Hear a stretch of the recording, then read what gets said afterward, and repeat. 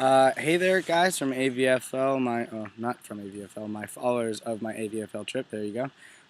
This is Cooper from Vida. I'm sitting here to this on the back lawn. It's really beautiful back here. Jeez, I said jeez, jeez. It's a bad habit. Anyways, sorry. There's bee. There's a whole bunch of bees. I moved. I made my first video over that way, and there's like 20 bees like swarming me. I didn't get stung. I don't know. They don't like me, but they were just like mad at me, and so I moved over here. But this is behind me is just some forest. It's part of the property, but over that way is the castle. It's not a very good view, but I didn't want to get stung. Sorry. I will. Maybe I'll show you a picture or a video next week or sometime soon. But anyways, I wanted to talk about my trip to Slovenia. We left Wednesday morning, bright and early, and we drove for 8 hours. Long time to drive. I slept a little bit. We got to read. Just got a bond with some of the people there. Once we got there, it was raining in our campsite. Our campsite was right next to this beautiful river. I'm gonna get some pictures from some of the people there because I didn't actually take very many pictures because I don't know. I just kind of decided not to touch my phone. But anyways, beautiful, beautiful scenery. It's the river actually is. If you've seen Prince Caspian of the Narnia series, in the very end of the movie there is the very like final scene where there's a bridge that gets like wiped out by like the river god thingy. That river is the Bovec River, I believe, and that's where we were staying. I actually rafted through there when we were whitewater rafting. But anyways, when we got there, it was raining. We had to set up our tents, and then we had to cook. We were split off in teams of like 5 or 6, I think, and we were like cooking partners, and so it was really cool. We made burritos the first night, and we're all cooking. We had like a tarp we were holding a tarp over our head so we wouldn't get wet, and so our food, more importantly, our food wouldn't get wet, But we ended up sleeping through the night. Some people had some real issues with getting soaked. That's a bummer. I was perfectly fine. The only thing that I had is condensation from the ground because it was so moist collected underneath on the inside of my rain fly, and then whenever I would jiggle the tent, these drops would splash on me. So, but it wasn't that bad.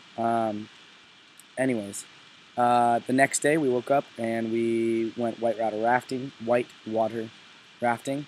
It was super cold, but it was super fun. Just seeing how we had to like work as a team, and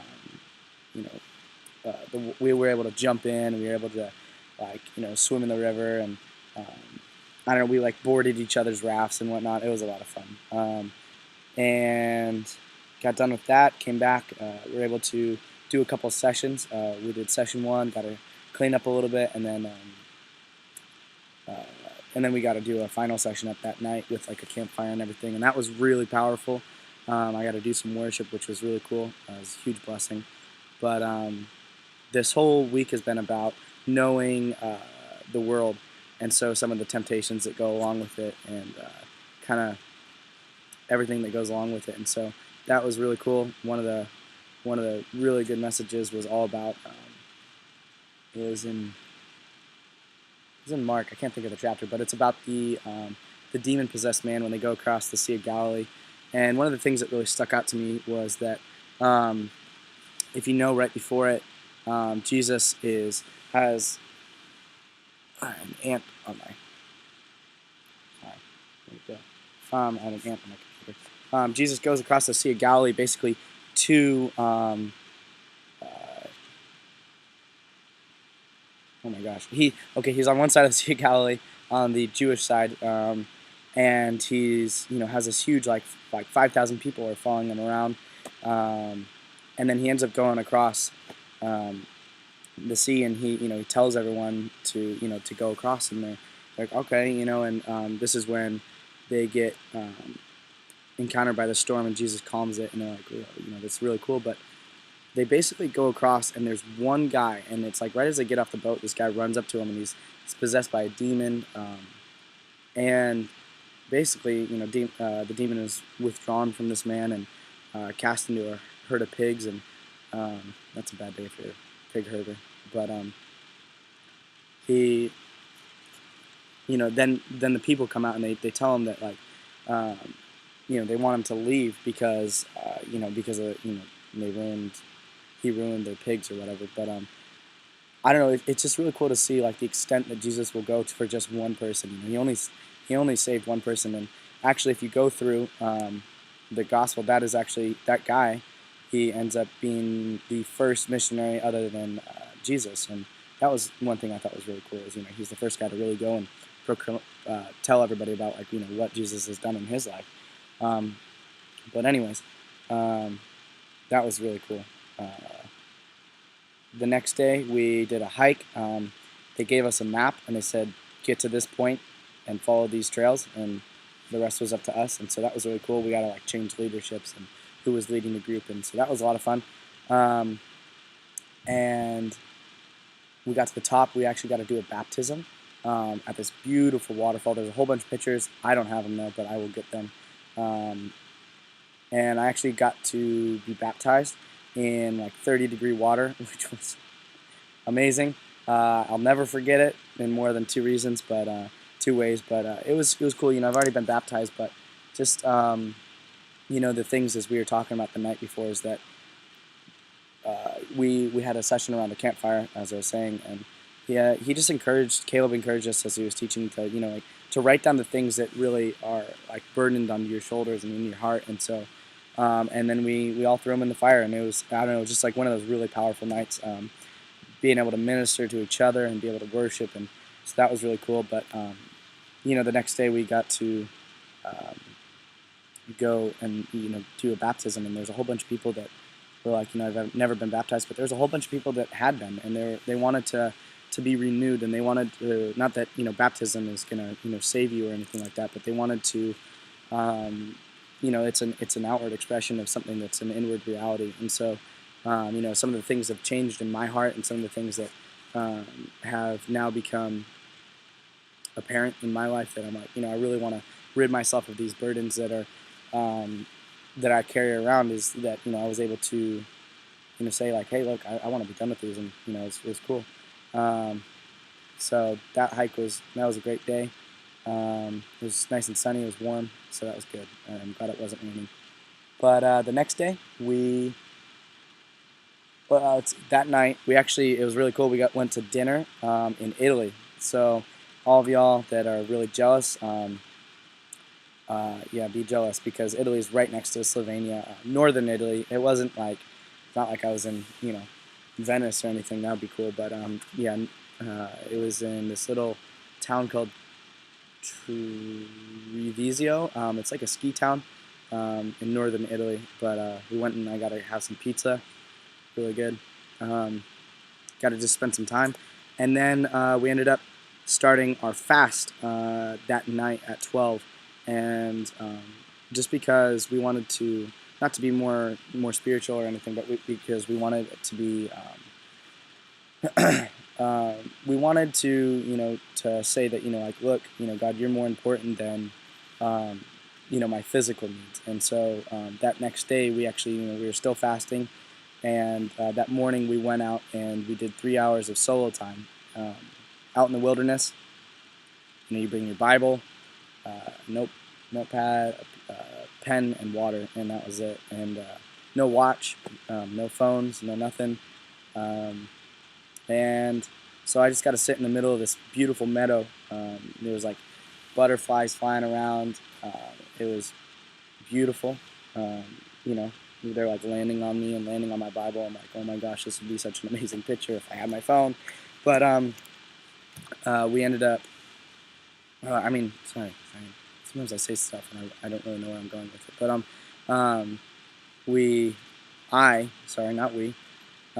I was able to just really read tons of. I read for like 2.5 hours. I prayed, and just was just able to really get into it, and asking God to really you know, come into my heart and to answer some of the questions that I'm asking. And it's this program. It's called A Vision for Life, and so a lot of these questions are, like, what is my vision for my life, and or not necessarily my vision, but what's God's vision for my life. And so one of the things that really popped out to me is in Habakkuk chapter 2, verse 1. It says, "I'll take my stand I'll take my stand at my watchpost, and station myself on the tower, and look out to see what he will say to me, and what I will answer concerning my complaint." And in chapter 1, Habakkuk has all these questions and all these questions and complaints for God. And and what he does is he pulls himself out of the city, out of the distractions of day-to-day bustle, and and he pulls himself out to this watch post that was either on the edge of the city or even completely outside of the city. And he sits there and he waits, and he says, "You know what, God, I need to hear from you." And so with this trip to Slovenia, is like sometimes it takes physically disconnecting from a lot of things to really reach God, because sometimes you have to break off ties, and that's why we started fasting, is saying that my physical need is less than what my need for God is, and I want God to be more important than those things like Facebook or Instagram or whatever it is, so that was really cool. And in many of you guys have heard the story of Elijah, and he brings down fire from heaven, and he's able to start a fire. God he dumps like the water on it, and it's all cool. And then the next chapter, or the next couple verses, is Jezreel says that she's going to kill him, and he just plummets, and he goes into this depression, and he's super sad, and he's like, "Oh my gosh, why am I even alive?" And just being all pitiful, and it's kind of sad. It's really sad. But he ends up being nurtured by an angel, and it gives him bread and water, and he takes him on a 40-day hike of 40 days of not eating, and which is another example of 40 days. But he ends up getting on top of a mountain, and he sees God. There's a fire. There's three things. There's fire from heaven, and it says God wasn't in that. And there's wind, and it says God wasn't in that either. And then there's an earthquake, and he wasn't in that. He was in none of those things. And there was a still small voice that spoke to him and called him by name. And sometimes I think what's relevant about that is that sometimes we think that God is going to give us these these visions and these prophecies and these just something that's so tangible, and sometimes it's such a small, minute thing, like just being spoken to. And so I went out with the expectation of I'm like there are questions that I need to have answered, and I'm expecting them to be answered. And although I'd read that story about Elijah and we talked about it, is I was still expecting to see hear God's clear voice and say, "This is what you need to do. This is what school you're going to go to." All my life planned out for me. And I guess that's what I kind of thought was going to happen. And it's funny because the only thing that really came up to me was out of Psalms 46, and it's verse 10, and it says, "Be still and know that I am God." And that was the only thing I was able to really go, okay, this is definitely solid in my heart. And I had to think about it for a while. And it's and the thing is that when God says He's got it, He means that He's Lord over everything. But sometimes, at least for me, I forget that God, even though I make choices, and even though they may be, I may be striving to walk in the way that God wants me to, sometimes we're not given this exact answer. And sometimes, at least for me, I think that just because I choose something, and it's not necessarily going against God's will for my life, but it's that He hasn't shown me exactly what I'm going to do. He hasn't laid it out in a script, is that God's going to cut me off from Him, and He's not going to be all of a sudden my choice to go to this school or whatever, this major, is that He's like, "Oh, sorry, you missed the off ramp for the plan for your life, and my plan for your life." And so I was able to really just come to terms and say, "You know what, God, you're big enough to, even if I make this choice, and even if it's not going the wrong way, it's not like I'm going down to hell or anything like that, but it's that I'm going in a direction that I feel like a desire for, is that God is big enough to change that. sometimes we put limits, or at least I put limits on God and how powerful He can be in my life. And so um, that was just big. It's like I'm looking at a turbulent time in my life where I'm trying to decide what I want to do after high school, and so um, and that as far as I know, that my answer is that God is big enough to physically change my circumstances, and to even if I make a decision, He can still change it. And so that was really that was cool. Not exactly the answer I wanted. I wanted my life to be planned out and Him to tell me exactly what I needed to do, but you don't always get that. And so that was that. That same day, they fed us brunch, which was amazing. It was so good.